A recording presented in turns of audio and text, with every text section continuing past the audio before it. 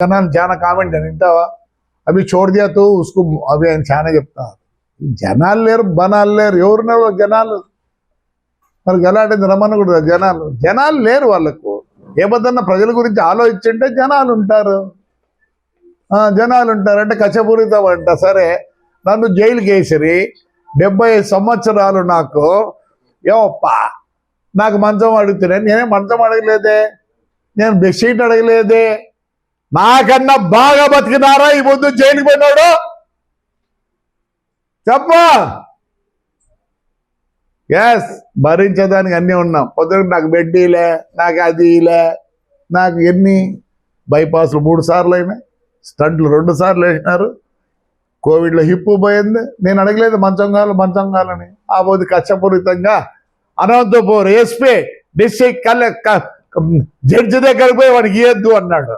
నేను income tax వచ్చి అన్ని విధాలు బాగున్నోడిని.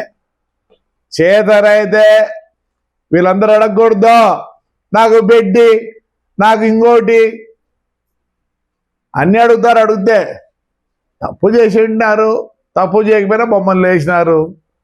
ఈ పొద్దు ఏమంటారు, తెల్లవారు వస్తుందంట, మళ్ళీ రైట్ నైట్. అది మీరు తెలుసుకోలేకపోయినారు నాయన.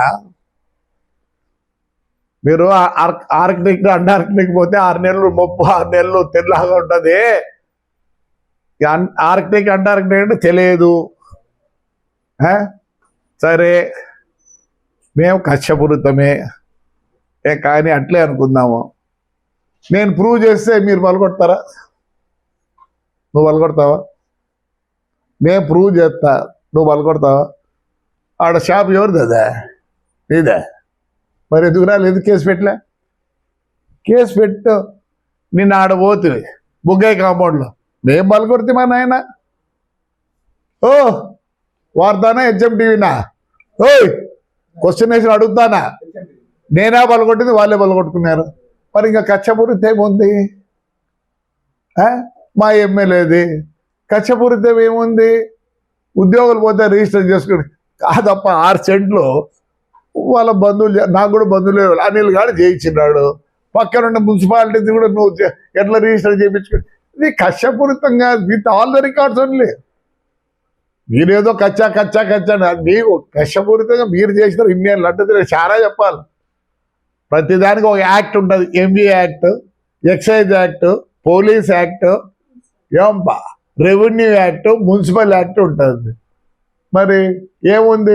ఒకవేళ బస్సు నేను దొంగతనం చేసినా ఏముంది రూలు? ఫైన్ వేసి ఇడిచిపెట్టాలా? దాన్ని నేనే కష్టపూడతాను అన్నదే. నేను జరిగింది జరిపినావు, నేను జరిగిందని జరపను, బుక్ పైన పెట్టి. ఇప్పుడు నేను అన్ని చెప్పినాను కదా, నువ్వే రాయించినావు కదా డీవియేషన్ అని. నేనేమో రాయించినానా? మరి పలగొట్టాలంటే ఇప్పుడు ఉంది నా దగ్గర. కానీ నీ అట్లాంటి వాళ్ళు ఉంటారు, పనికి మాలోళ్ళు ఉంటారు. నీ అట్లాంటి పనికి మాలోళ్ళని ప్రజలు కక్షపూరిత లేకుండా రికార్డు అనుకొని చేయాలంటే కూడా బాధగా ఉంది. చేస్తాను లేదు నాకు తెలియదు.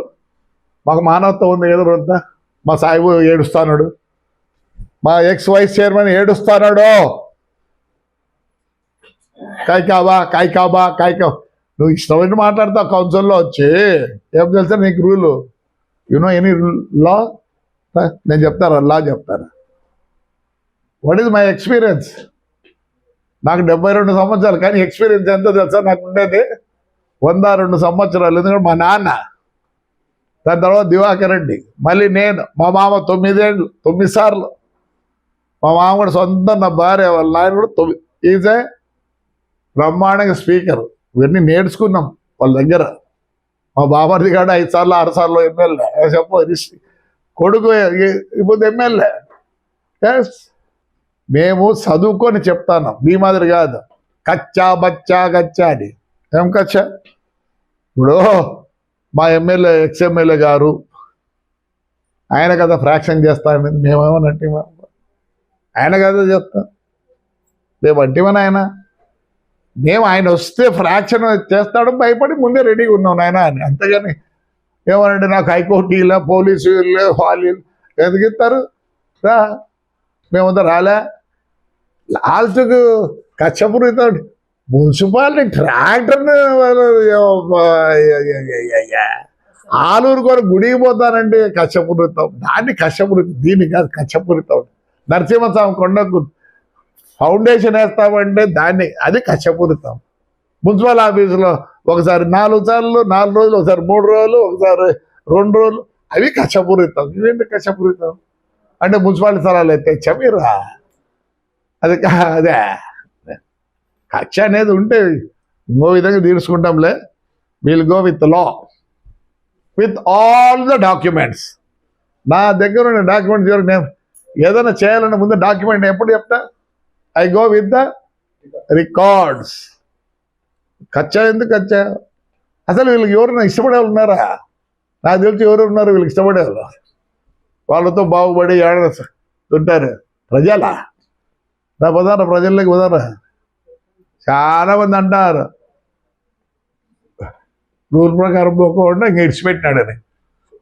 ఎందుకు రంజాన్ ఉంది, ఇవన్నీ ఉన్నాయి, మా ఊరు బాగా ఉండాలి, పండగలు గిండగలు అందరికీ. నీకు ఎవరు పిలుస్తారు? ఎవడో ఒకడో ఇద్దరు పిలుస్తారు. నాకు 30 రోజులు పిలుస్తారు ఎవరో రంజాన్ కావున్నా అని.